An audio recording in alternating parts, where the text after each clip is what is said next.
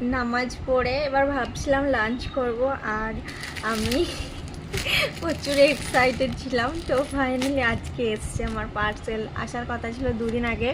আমি ভেবেছিলাম তাহলে কুরবানির দিনে মানে আজকে সকালে পরবো, কিন্তু এক্ষুনি এসছে। তো আমি তো এক্ষুনি পরে লাঞ্চ করব।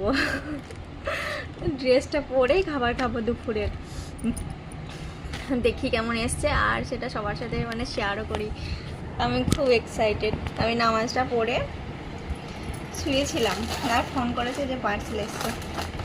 এটা পাকিস্তানি স্যুট, আমি মিশো থেকে নিয়েছি। কারোর লিঙ্ক লাগলে আমাকে কমেন্ট করবে। কিছু ছিল নেওয়ার, গোল্ডেন আর মেরুন দুপাট্টা।